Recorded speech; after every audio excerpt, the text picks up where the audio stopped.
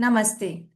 I'm Viddya Ragotra, your relationship coach and founder of Parivvartan, a movement that's transforming the lives of individuals and families across the globe. With over 14 years of experience, I help individuals and couples heal from within, rebuild their broken bonds, and create relationships filled with love, understanding, and trust. Today, we are talking about something most couples struggle with at some point: trust issues. How do you rebuild trust after a fight? How do you reconnect when things feel broken? If you have been wondering how to get your relationship back on track, then you are in the right place. If you are someone who is ready to bring peace, love, and clarity back into your relationship, do subscribe and hit the bell icon. I create videos every week to guide you through your relationship journey. I'm going to explain you how you can fix your trust issues in your marriage in simple 7 steps. First of all, understand what are trust issues. Trust issues, they look like keen observation and staring at a partner or his gadgets or his possessions or thinking in mind constantly about his whereabouts. What is he doing? Who is he talking to? Why is he talking to for so long? Why he had to message so and so thing to her? And why the message was to be sent at this particular time? So there are lots of whys going on in the head when there are trust issues. Why was the money given to so and so person? Why it was not asked to me? Why was the property purchased without my opinion taken into consideration? So there are many things going on, but the core belief being and why I am not the part of the entire process, why I have been excluded from the equation and the decisions are being taken. So trust issues feel like someone is piercing an arrow in the heart. It physically aches in the heart. Physically, a person feels a lot of pain in the heart and they feel like crying. They feel like they are not worth it. They are not being understood. So I've seen in my 14 years of experience of solving marital cases that couples who struggle with trust issues often find every action of their partner full of suspicion. They find their partners unworthy and ungrateful as well. The anger keeps on piling up in them, which leads to revengeful actions also. Partners lose their calm very often and they overlook the good side of personality of themselves also, as well as their partner. Normally, the common causes of trust issues are infidelity, lack of transparency, lack of sharing and caring. There's no communication in the relationship. There is repetitive abandonment, not showing any kind of support when the partner needs support. Whenever the partner needs you, at that moment itself, disappearing from the picture. Then there's a lot of bullying. If there is addiction, there is over extrovertedness, neglect. Then these are some of the few trust issues, common causes of trust issues that I have seen. So, second step is identify the common behaviors that has led to trust issues. Of course, when you got married or when you started dating, there were no trust issues in the beginning. It has built up over a period of time. So, what must have gone wrong that led to trust issues today in your relationship? I'll give you some pointers. Some of them may relate to you, some of them may relate to somebody else. But overall, I'm going to give you some points which leads to trust issues in the relationship. First thing is when a partner keeps lying constantly. Sometimes there is not even a reason to lie. Still the partner lies. Like one of my clients, she told that even if my husband goes for a coffee all alone to CCD or barista, he will lie about it and he'll say, no, I had just gone out for a walk. So there is absolutely no reason to lie. She's not going to scold him or she's not going to get mad at him. Yet he is ending up lying to her. So there is a lot of lying in the relationship. Withholding information. One of my client never wanted to share his financial details. He never wanted to share what does he do with his salary, how much commission he gets after doing a particular sale in his organization. He was a sales manager. So she always felt that her partner doesn't trust her, and she also, in turn, couldn't trust her partner at all because he was withholding the information.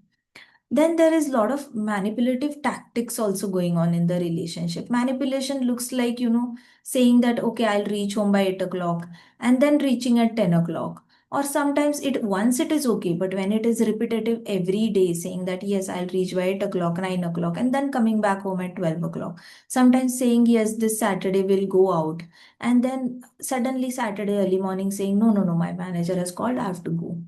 So, such kind of manipulative tactics where initially the partner makes the other partner believe that yes, they agree on everything, and last moment they'll chicken out from the plan. So, these are some manipulative tactics that the partners use so that they can avoid the on the spot confrontation from the partner.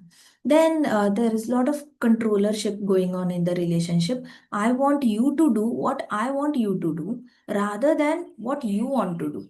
I don't agree with your likes and dislikes. I don't agree with your choice of job location. I don't agree with your choice of clothes for my child. I don't agree with your choice of food. Whatever it is, I agree with my choices and I want you to agree with my choices. So most of the controllership in the relationship can also lead to trust issues. Then there is association. Who are you associating with exactly? Who are you sitting, getting up? Who are you having dinners with, lunches with?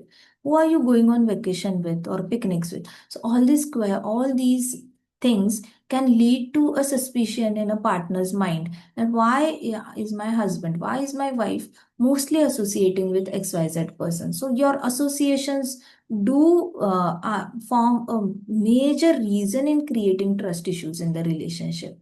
Then some partners are just not good at expressing their emotions. When they express their emotions, they are totally uncomfortable because first of all they don't have the vocabulary to say that I'm sad, I'm annoyed, I'm frustrated, I'm angry, give me some time. So they are not able to identify their emotions. So if they're not able to identify, forget about expressing them, they won't be able to tell also what they are going through. Why? Because since childhood nobody has taught them, or even if nobody has taught them, they didn't self teach themselves also. So they are not able to express emotions, and then the wife is wondering what happened after coming from office. He keeps on watching television. He doesn't look at me. He doesn't talk to me. He doesn't play with the child. He's always glued to the television. He doesn't like me anymore. Maybe I'm not attractive. So all these things, suspicion comes because of lack of expressing the emotions. Then there is a lot of jealousy. If there is jealousy in the partner, suppose she sees her husband talking to his mother, like for 1 hour or 2 hours, talking to his mother, his brother, or maybe he's talking to his father also. And the wife might not like it. Why? Because she feels jealous.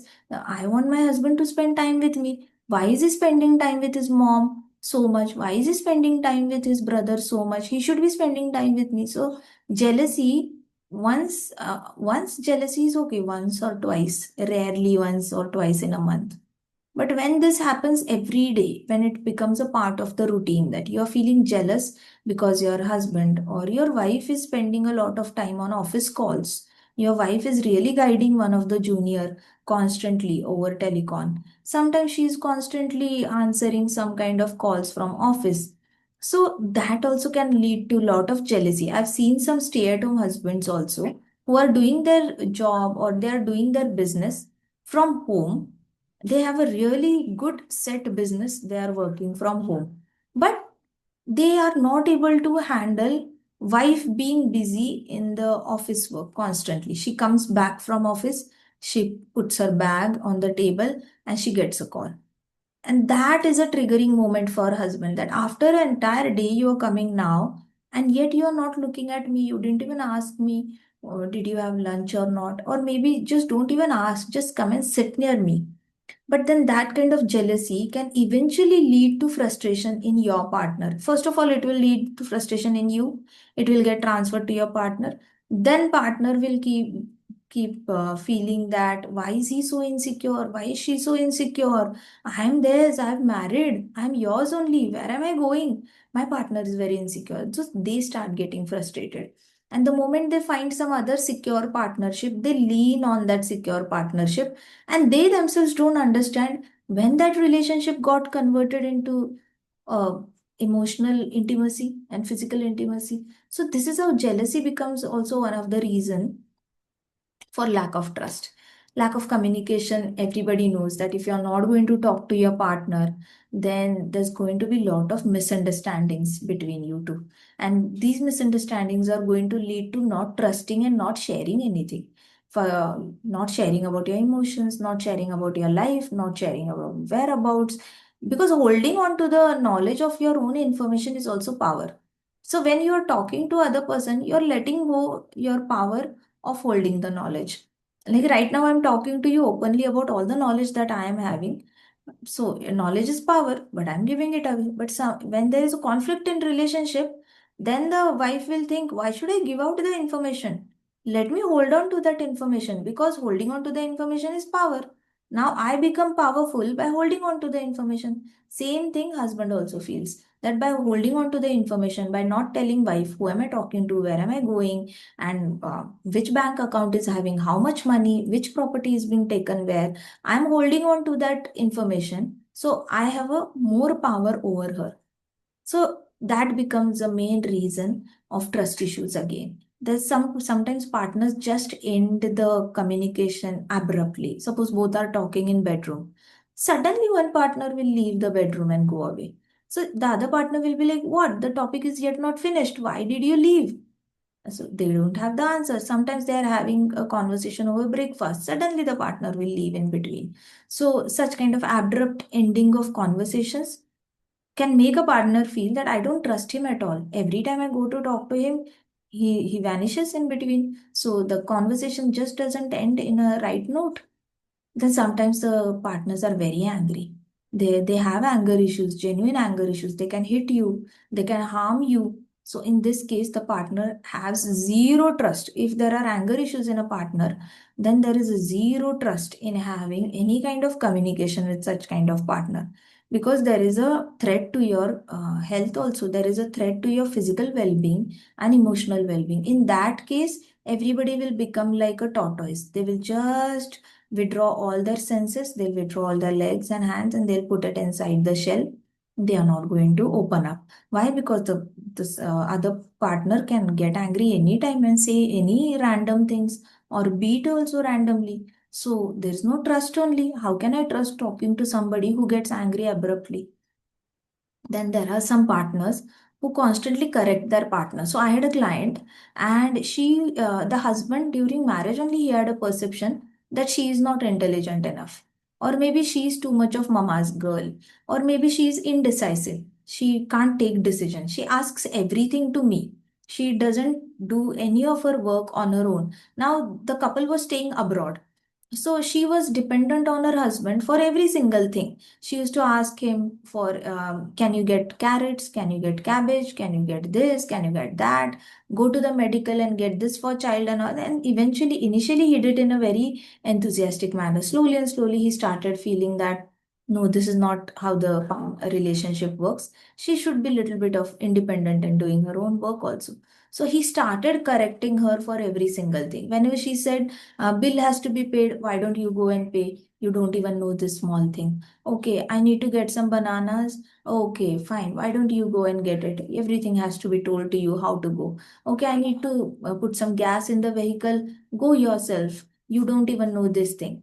So it began in this, when later on he ended up criticizing her for every small thing. So he kept on correcting her, and demanding certain behavioral changes from her, where she felt overwhelmed, because she thought that she was new to the country and he should be doing everything. So she was not ready for initial 6 months or 1 year, or maybe when she came to me, they were already staying in that country for more than 8 years. Yet she was not ready to learn certain things. So he had ended up into this pattern of overcorrecting her. Now that made her doubt his commitment in the relationship. She thought that maybe he has found some perfectly perfect girl out there. That's why he constantly finds mistakes in me. So overcorrecting can lead to trust issues. So sometimes there are partners who normally put down the other partner in publicly. They feel really happy when the partner is insulted publicly, and they violate the boundaries. You might not like being insulted in front of relatives or in front of in-laws, but yet the partner is going to do that. So, and in that cases, Then walking confidently in front of relatives when the partner is also sitting around, that becomes a really trust issue. That I don't trust my partner. He can comment on my dressing in front of relatives also. My partner can comment on my job in front of relatives also. So in this way, there is boundary violation going on. Sometimes the partner feels, he might feel that she can comment about my promotion that has not happened or my salary in front of everybody, and that can make me feel disgusted about it. I don't trust her. So if there are relatives and she's also at home, I better don't go home only. So trust issues have such kind of boundary violations also. If you violate the boundary, naturally the trust is going to go for a toss. Sometimes you have multiple partners before marriage also. You have gone through multiple breakups. So after marriage, when you see your partner repeating certain things which your ex had also done. Suppose your husband is talking to one of his cousin or talking to one of his colleague. Then if you were betrayed before marriage, then you are going to constantly be in the fear of betrayal. Is he having affair? Is he going to betray me? Is he going to leave me? So you might end up constantly questioning your partner. Do you love me? Do you love me? Do you really love me? Do you think I'm beautiful? Do you think I'm intelligent, talented? Do you think I'm intelligent than her? Because I saw you talking to her. Now, such things are related to past betrayals. Whatever a betrayal you have gone through, you bring that into current relationship, and then you are up for a new trust issues in your relationship also. So it is always better to go for premarital coaching. So many times when I coach married ladies, they say, Vidya, I wish I came to you before marriage so that I wouldn't have committed all these mistakes. So premarital coaching is a very powerful thing that exists in today's world.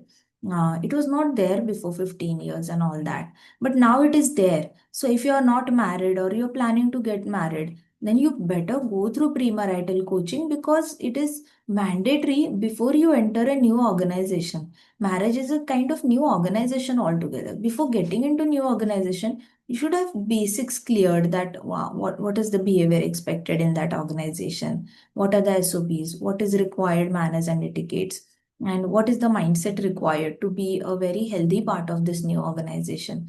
So premarital coaching is really important because you come through childhood traumas, you come through betrayals, you come with your own mindsets which are not healthy for your marriage at all. Sometimes your wife may be going through depression, anxiety. Your husband also can go. So such partners are not trustworthy because they can cry or they can panic at small things at any moment. So mental health conditions becomes one of the reason why partners are unable to trust each other also. Then there is lot of lack of appreciation.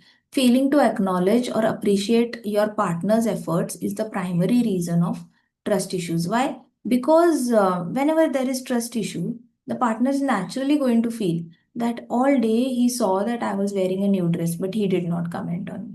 He did not even acknowledge. So I don't trust him. I don't trust him because he never looks at me.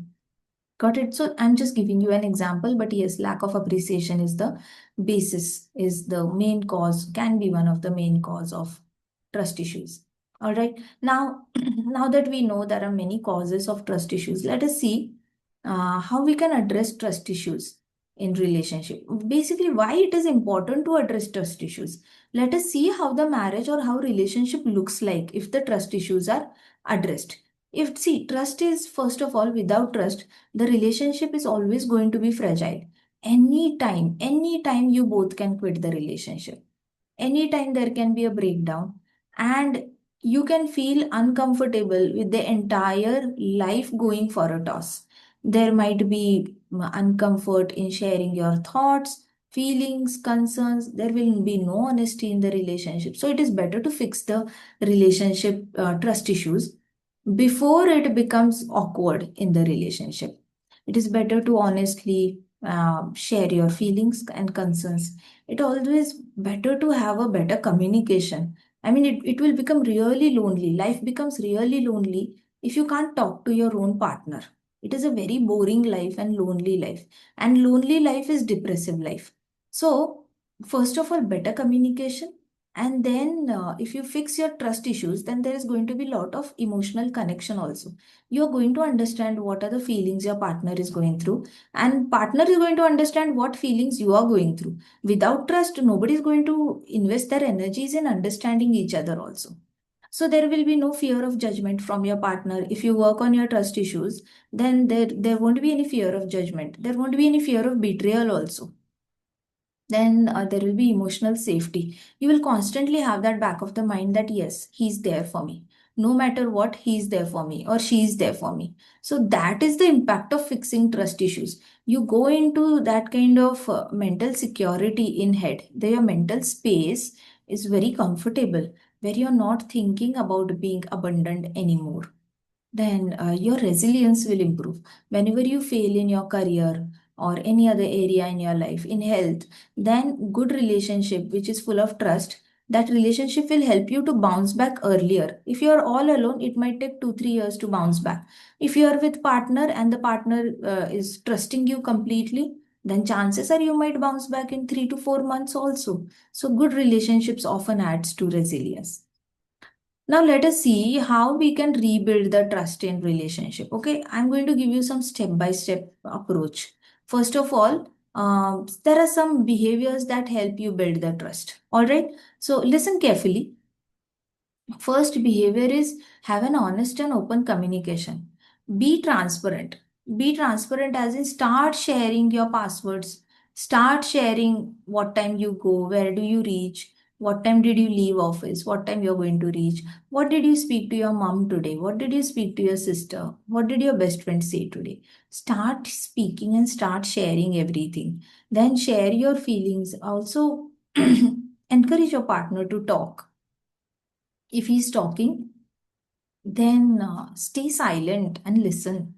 Rather than listening to reply back or help him fix the things, don't do that. First of all, listen. Just listen. By listening itself, you are helping him 90%. Look at counselors. Their main job, 90% is listening to your story. And then last 10%, they'll ask you few questions and they'll ask you to go. But counseling is helping people not to suicide at least. I'm not talking about coaching. But in counseling is for maintaining your mental health. So counselors are maintaining your mental health by listening to your story itself.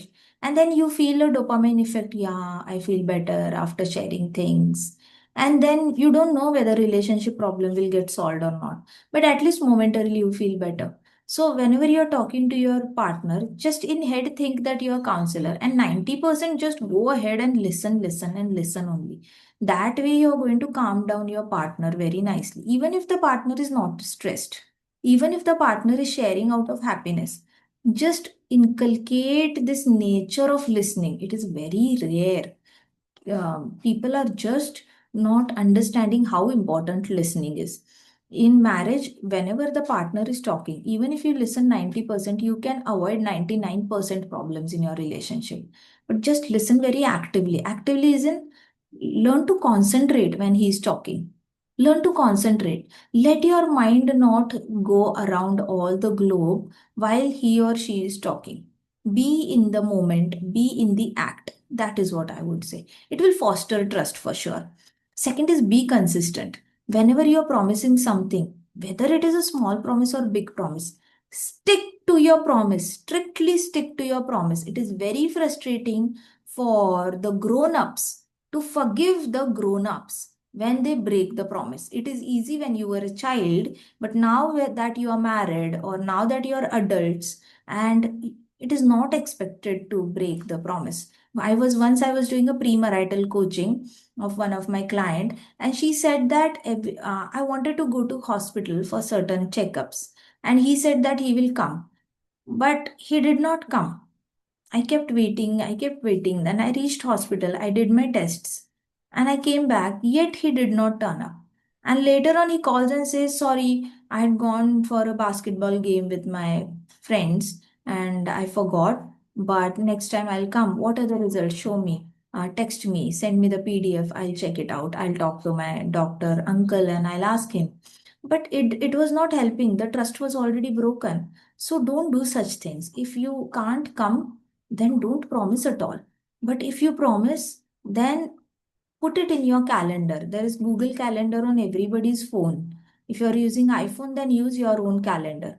But use calendar to put all the data, that what you have promised to your partner, what time you're going to reach where. So just a little bit of small 1% effort can solve 99% of problems in your life.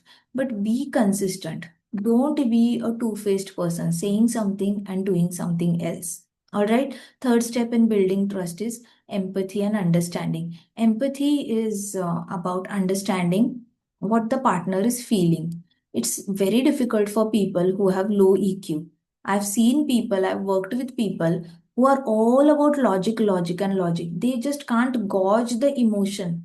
I had a client and she thought that her husband was always creating drama.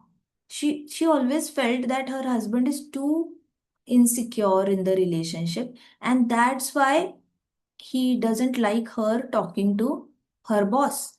And of course, there was nothing going on between her and her boss, but she failed to understand the emotion that her husband was going through, and there was no empathy in the relationship.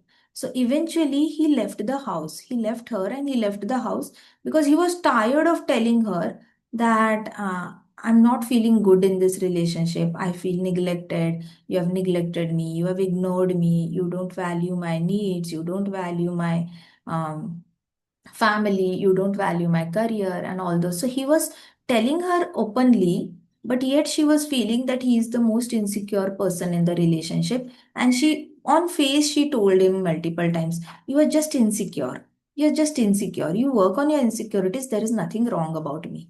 So, again, let me tell you, she's not a bad person. The only thing is that her EQ was not developed. So she couldn't empathize with her husband. She couldn't empathize. Now, there are many men also who are not able to empathize with their wife. They are constantly complaining to the wife's parents. They call and tell the wife's parents, "Your daughter is always crying. Your daughter is always complaining. Your daughter is always has tears in her eyes. She doesn't keep the house environment happy at all. She's always in a cribbing mode. She's always sad. We don't understand how to talk, walk, and behave in front of her." So less EQ people struggle to understand the emotions. So if you're seeing this video, then first inculcate in yourself. Try to understand the feelings of your partner. Just by understanding what is important to your partner, what the partner is feeling, and why the partner is behaving so and so way. Only these three questions will solve many conflicts in your head altogether. So empathy is a very powerful tool if you use it rightly. Don't need to use it all the time on everybody. It is very exhaustive. You can't be empathetic to the entire world, otherwise, you will get drained. So, at least be empathetic to your partner. He or she is the most important person in your life.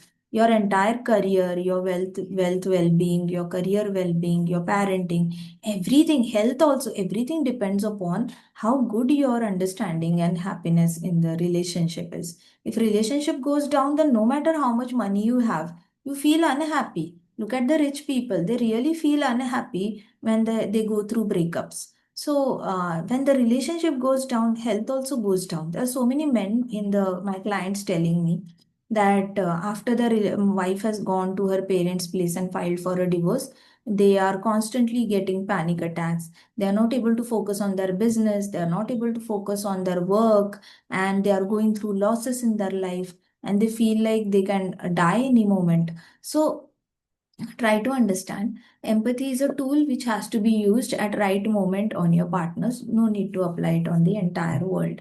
Now, next is appreciation and recognition. Express your appreciation to your partner. Find some reasons to find good thing in your partner. Be like a swan. A swan is somebody who drinks only milk and keeps the water aside. Similarly, be like a swan. Find good points in your partner and make sure that you tell them also openly. See, you people are not in school anymore. You are not in college also. So you are not going to find a huge crowd to appreciate you. You are not going to find a platform where you are going and dancing in an annual function and then everybody is coming and saying you danced well. So that's not going to happen. You are in a marriage. There are limited number of people. If there are limited number of people around you, be the person cheerleader for your partner. Be the cheerleader. Appreciate every small thing. Oh, your shoes are nice. Did you get this new t-shirt? That's also nice. Not only related to body, not only related to clothes, you can even appreciate their qualities. I really like your truthfulness. Or maybe I really like the way you communicate. Oh, your leadership skills are really good. I really appreciate your leadership skills. You have done the technical program very nicely. I appreciate your technicalities. I like your business acumen. You have really nice business acumen. So find something in your partner for which you can appreciate, and even if you find 5 to 6 points, you can keep repeating them. But make sure there has to be appreciation. If you want to rebuild trust, then appreciation is the must. Then share your own struggles. You have to share your struggle story with your partner constantly, whatever struggles you have gone. There's not only one story everybody is happening. See, your age must be from 35, your age is 25, 35, 45. It can be anything, okay? So whatever your age is, till now, you have one story per year to share. So start sharing stories in different sections. For that, observe your life nicely and get into the habit of sharing stories.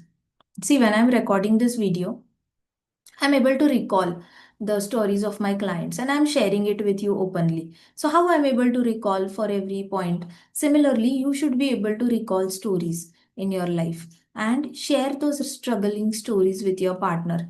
That will build a really close relationship between you and your partner.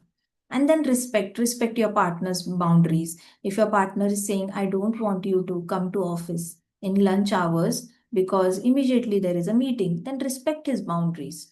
If she is saying that no, from Monday to Friday, I'm too busy, maybe Saturday, Sunday, we can go out, then respect her boundaries. Those are her boundaries. You, as a human being, also, you need to respect everybody's boundaries. You just can't violate it. It is like an act of Ravana, where Ravana had crossed the boundary. So don't be that kind of personality, not respecting others' boundaries. Give them space, give them some privacy. Not too much of space, not too much of privacy, but at least an optimum level of boundaries. Then get into the habit of forgiving small faults of your partners, because immediately pointing out. So today only one of my clients, she was telling me that she is talking nicely to her husband and her husband is giving her a cold shoulder. He just said to her that please don't complicate things. Now that triggered her so much that she ended up fighting with her husband. So learn to forgive small things if you can. And if you're not able to do, then it is better to work with experts who are good at coaching and therapy, because if you're not able to really work on yourself regarding patience and forgiveness, then definitely you need some help. These are the virtues which come with help. In ancient days, in Vedic days, or you can say like many years back, people used to respect their spiritual master a lot. So when they used to respect spiritual master, and the spiritual master used to say that have patience, have patience. Right now you have sown the seed. It will take time for the apples to come to the tree. The tree has to grow and then the apples will come. So have patience. And the disciple used to listen to it very carefully and used to have patience of multiple years for certain results to see. Now, in today, I observe the patience is missing.